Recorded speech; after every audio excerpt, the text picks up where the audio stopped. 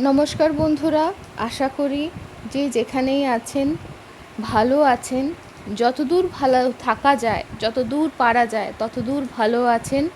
এই শুভ কামনা নিয়ে আসুন আজ আমরা শুরু করি কেন উপনিষদের পরবর্তী মন্ত্র। এই কেন উপনিষদটি আমরা পড়ছি উপনিষদ অখণ্ড সংস্করণ এই বইটি থেকে। এই বইটি প্রকাশিত হয়েছে হরপ্রকাশনী প্রকাশনী থেকে এবং এর অনুবাদ এবং সম্পাদনা করেছেন অতুল চন্দ্র সেন, সীতানাথ তত্ত্বভূষণ, মহেশচন্দ্র ঘোষ মহাশয়ের মতো বিদ্বজ্জনেরা। তো আসুন শুরু করি কেন উপনিষদ শান্তিপাঠ দিয়ে। ওং আপ্যায়ন্তু মামাঙ্গানি বাক প্রাণচক্ষুষুঃ শ্রোত্রমথো বলমন্দ্রিয়াণি চ সর্বাণি সর্বং ব্রহ্মোপনিষদম মা অহং ব্রহ্ম নিরাকুর্জাং মা ব্রহ্ম নিরাকরোত अनिकारणमस्तु अनिकारणं मे अस्तु तदात्तनि निरते ज उपनिषत्सु धर्मास्ते मयि सन्तु ते मयि सन्तु। ओम शांति ओम शांति ओम शांति। এই শান্তি পাঠের মাধ্যমে সেই পরম ব্রহ্মের কাছে আমরা এই কামনা করি যে আমাদের সমস্ত অঙ্গ এবং বাক, প্রাণ, চক্ষু, কর্ম, বল ও সমস্ত ইন্দ্রিয় পরিপুষ্ট হোক। সমস্তই উপনিষদ প্রতিপাদিত ব্রহ্ম। আমি যেন ব্রহ্মকে অস্বীকার না করি, ব্রহ্মও যেন আমাকে প্রত্যাখ্যান না করেন, অর্থাৎ তাতে আর আমাতে যেন নিবিড় যে সম্বন্ধ, নিবিড় যে সখা, সেই সম্বন্ধ যেন থাকে। তাহার ও আমার নিয়ত সম্বন্ধ বিদ্যমান থাকুক। উপনিষদে যে সকল ধর্মের কথা বলা হয়েছে আত্মনিষ্ঠ আমাতে সেই ধর্মসমূহ প্রকাশ লাভ করুক। আমাদের বিঘ্নসমূহের শান্তি হোক। তো আসুন এই শুভকামনা দিয়ে, এই প্রার্থনার মাধ্যমে আমরা কেনোপনিষদ পড়া শুরু করি, কেনোপনিষদের পাঠ শুরু করি। কেনোপনিষদ 4টি খণ্ডে বিভক্ত। আমরা প্রথম খণ্ডে মন্ত্রগুলি একটি একটি করে পড়ছি। কেনে শীতং পততি প্রেষিতং মনঃ কেন প্রাণঃ প্রথমঃ প্রৈতি যুক্তঃ কেনে শীতাং বাচমিমাং বদন্তি চক্ষু শ্রোত্রং ক উ দেব জুনক্তি। কেনোপনিষদের প্রথম এই মন্ত্রটি, এই মন্ত্রটিতেই একটি অনিবার্য প্রশ্ন, একটি চিরায়ত প্রশ্ন তুলে ধরা হয়েছে। যে প্রশ্ন জিজ্ঞাসা করছে যে মানুষের মন কাহার ইচ্ছা দ্বারা প্রণোদিত হইয়া স্বীয় বিষয়ের প্রতি গমন করে, অথবা কাহার দ্বারা প্রেরিত হইয়া মন অভিলষিত বিষয়ের প্রতি গমন করে। মানে আমি যে ভাবছি, আমি পড়ছি, আমাকে পড়তে হবে, এটা কে ভাবাচ্ছে? আমি যে পড়ছি, আমার যে ঠোঁট নড়ছে, আমি যে কথা বলছি, আমি যে নিঃশ্বাস নিচ্ছি, প্রশ্বাস নিচ্ছি, এই সমস্তগুলো কে করছে? আমি করছি, মন করছে। তাহলে মনকে কে চালাচ্ছে? এই ধ্রুব প্রশ্নটি এখানে করা হয়েছে। যেমন বলা হচ্ছে, সমস্ত ইন্দ্রিয় বৃত্তির প্রথমে উৎপন্ন প্রাণ কাহার দ্বারা নিযুক্ত হইয়া স্বব্যাপারে প্রবৃত্ত হয়। লোক সকল কাহার ইচ্ছায় বাক্য উচ্চারণ করে? কোন দেবতা জ্যোতিষ্মান পুরুষ চক্ষু ও কর্ণকে স্ব বিষয়ে নিযুক্ত করেন? এই প্রশ্নের উত্তরই আমরা পরবর্তী মন্ত্রগুলোতে পাচ্ছি। এখনো পর্যন্ত আমরা 2টি মন্ত্র পড়েছি। তো দ্বিতীয় মন্ত্র হলো শ্রোত্রস্য শ্রোত্রং মনসো মনোজদাচো হ বাচং স উ প্রাণস্য প্রাণঃ চক্ষুজশ্চক্ষুরতি মুচ্চ ধীরাঃ প্রত্যাস্না লোকাদমৃতা ভবন্তি। অর্থাৎ বলা হচ্ছে, যাহার শক্তিতে কর্ণ শ্রবণ করে, মন মনন কার্য করে, বাগেন্দ্রিয় বাক্য উচ্চারণ করে, তাহারই শক্তিতে প্রাণ কার্য করে এবং চক্ষু দর্শন করে। ইহা জানিয়া পণ্ডিতগণ কর্ণাদি ইন্দ্রিয় প্রাণ ও মন হইতে তাহাকে পৃথক করিয়া, অর্থাৎ এই সকল আত্মবুদ্ধি পরিত্যাগপূর্বক এই প্রকৃত এই প্রাকৃত জীবনের ঊর্ধ্বে উঠিয়া অমৃতত্ব লাভ করেন। অর্থাৎ আমি করছি একটা রামকৃষ্ণদেবের একটা ছোট্ট গল্প পড়েছিলাম। রামকৃষ্ণদেব বলছেন, রামকৃষ্ণদেবের নয়, রামকৃষ্ণদেব একটা গল্প বলেছিলেন যে এক মানে সে ব্রাহ্মণ ছিল না কে ছিল আমার খেয়াল নেই, মোটমাট একজন ভদ্রলোক ছিলেন, বৃদ্ধ মানুষ। সে একটা বেড়া দিয়ে খানিকটা জমি আগলে রেখেছিল, সেখানেই সে থাকতো। এবং সেই যে জমি, সেই জমিতে সে রোজ চাষ, মানে তার ফল ফুলের বাগান ছিল, এরকম চাষ করতো যেভাবে দিন চলে যায়। তো সেই বাঁশের বেড়া একদিন বোধহয় খোলা ছিল, বেড়ার যে দরজা বা কোনো একভাবে এক গরু ঢুকে যায়, এবং গরু ঢুকে পড়ার পর সে কী করে, ফল খেতে থাকে, তার গাছপালা নষ্ট করতে থাকে। এবার বৃদ্ধ যে, সে তার খুব রাগ হয়ে যায়, সে একটি লাঠি নিয়ে হঠাৎ করে, ওই যে গরুটি ছিল সে কিন্তু একটু রুগ্ন ছিল, মানে একটু মানে খুব বেশি খেতে পেতো এরকম ছিল না, তা রুগ্ন ছিল, সেই গরুটা খাচ্ছিল। তো এখন এরও মনে হয়েছে যে আমার ক্ষতি হয়ে যাবে বলে সে একটা লাঠি দিয়ে আর তাকে পেটাতে আরম্ভ করে। তার এত রাগ চড়ে যায় যে সে ভাবে যে আচ্ছা এই তার মানে খেয়ে খেয়ে যায় তার বাগানের ফসল। তো সেই ভেবে সে এমন রেগে গিয়ে মাথা গরম করে রেগে মারতে থাকে যে তার মারার ফলে গরুটি মারা যায়। এরপর তার তো মনে হয় যারে আমার এতে এরকম মারা গেল, একটা প্রাণী হত্যা হয়ে গেল, এবার তো তাহলে আমার ঠাকুর পাপ দেবে। এই সব ভাবতে ভাবতে হঠাৎ সে ভাবলো, আরে আমি তো করি না, হাতের দেবতা ইন্দ্র। পেছন থেকে সমর্থন করছে হাতের দেবতা ইন্দ্র। তো চলুন সমর্থনের সাথেই চলি। তো হাতের দেবতা ইন্দ্র, এই ভেবে সে মনে মনে শান্তি পায় যে তাহলে যা পাপ হওয়ার ইন্দ্রের হয়েছে, আমার নয়, বলে সে ঘুমিয়ে পড়ে সেদিন। মানে তার দিনান্তে সে ঘুমিয়ে পড়ে নিশ্চিন্তে। এর পরের দিন এক ব্রাহ্মণ আসে তার কাছে। তো ব্রাহ্মণ আসার পর ভিক্ষা চায়, তার কাছে যা সামর্থ্য সে তাতেই দেয়। এবার মনে মনে ভাবে যে আচ্ছা আমি ব্রাহ্মণকে দান পুণ্যি করলুম, তাহলে আমার পুণ্যি হলো, তো কেন, ও স্বহস্তে দান করেছে।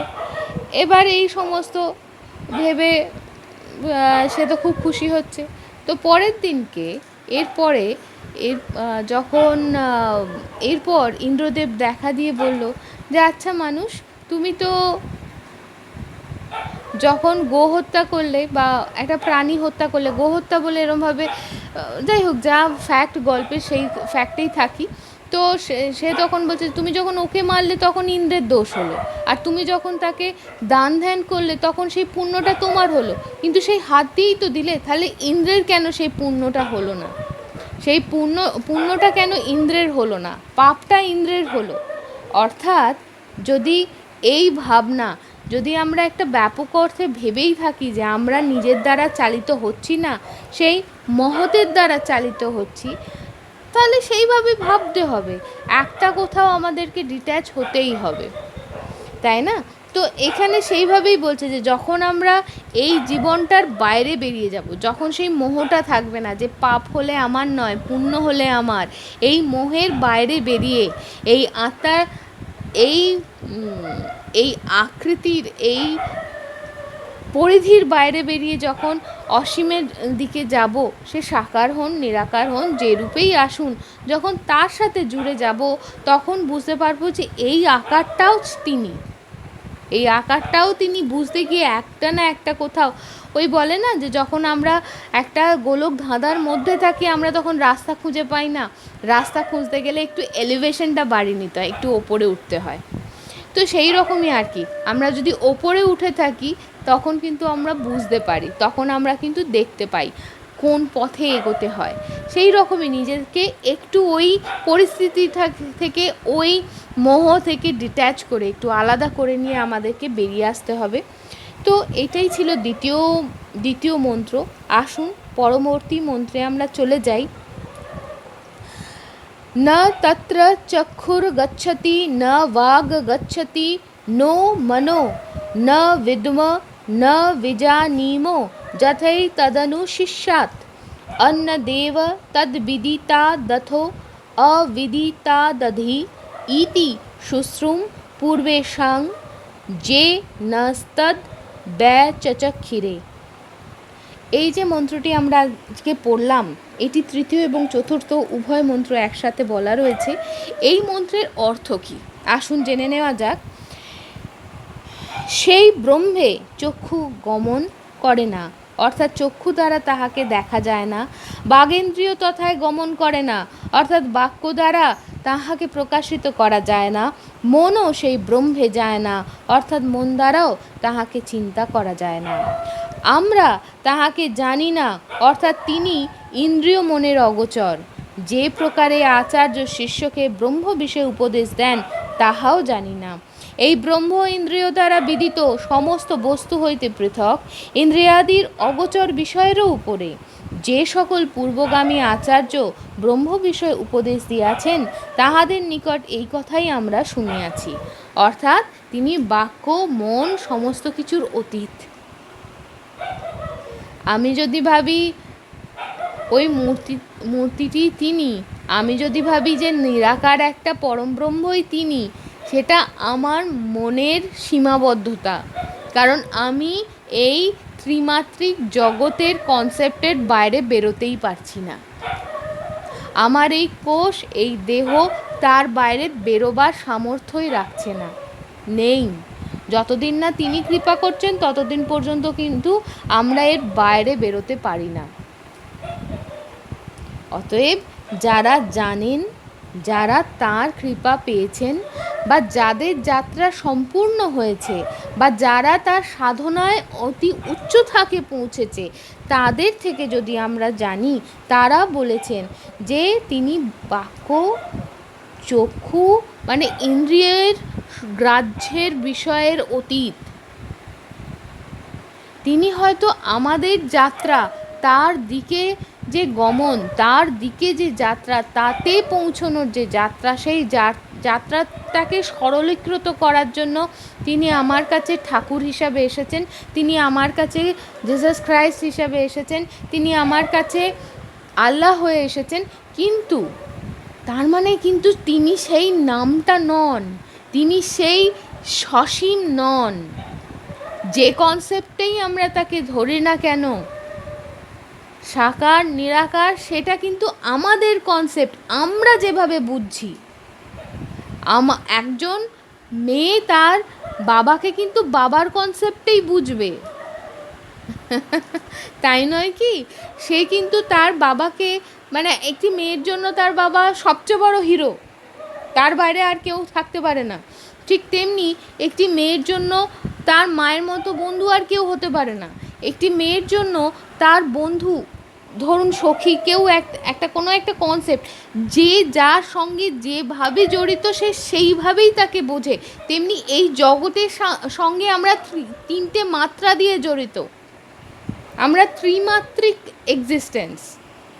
অতএব এর বাইরে আমরা যা কিছু ভাবি যে আমরা বুঝতে পারছি, যা কিছু ভাবি যে আমাদের ইন্দ্রিয় দ্বারা আমরা সেই কনসেপ্টটাকে অ্যাসিমিলেট করতে পারছি, নিজেদের মধ্যে আত্মস্থ করে নিতে পারছি, অ্যাকচুয়ালি কিন্তু সেটা তা নয়। আমরা ভাবছি, দৃষ্টিকোণ দিয়ে ভাবছি, আমাদের রেফারেন্স ফ্রেম দিয়ে আমরা ভাবছি যে তিনি সাকার, তিনি নিরাকার, তিনি অমুক, তিনি হাতি, তিনি ঘোড়া, তিনি হাতির পা, তিনি হাতির লেজ, তিনি হাতির কান। অন্ধের হস্তি দর্শনের মতো অবস্থা হয়ে যাচ্ছে। যে পেটের কাজটা ধরলো সে ভাবলো যে ওরে বাপরে কি বিশাল বড় চড়া ফেলা, একদম ছড়িয়ে রয়েছে একটা জিনিস, নিরাকার হয়ে গেল। তার জন্য কনসেপ্ট নিরাকার মানে সেইটুকুনি। আবার যে ভাবলো যে আচ্ছা থামের মতো সিলিন্ড্রিক্যাল, কেন সে পাটা ধরেছে, সুঁড়ের মতো ফ্লেক্সিবল সিলিন্ড্রিক্যাল, মানে যে যেটুকুনি রয়েছে, যে যেখানে স্বাদ নিচ্ছে, আমরা তা এই জিনিসটাই এখানে বলা হচ্ছে। তো আসুন আমরা প্রার্থনা করি সেই পরম ব্রহ্মের কাছে যে তার কৃপাতে, তার ইচ্ছায়, কারণ তার ইচ্ছা মাত্রেই সব কিছু হয়ে যায়, তো তার ইচ্ছায় যাতে আমাদের তার দিকে যে যাত্রা তা সুগম হোক। তিনি যে রাস্তা দিয়েই আমাদের নিয়ে যান না কেন, সেই রাস্তায় চলার মতো সাহস, সামর্থ্য দিয়ে তিনি আশীর্বাদ করুন। এই শুভকামনা নিয়েই আজকের মতো এই ধ্রুববাণীর এই পরিবেশনাটি এখানেই আমি শেষ করছি। আশা করব সবাই ভালো থাকবেন, সবাই সমে থাকবেন। তাহলে আজকের মতো আসি, শুভমস্তু।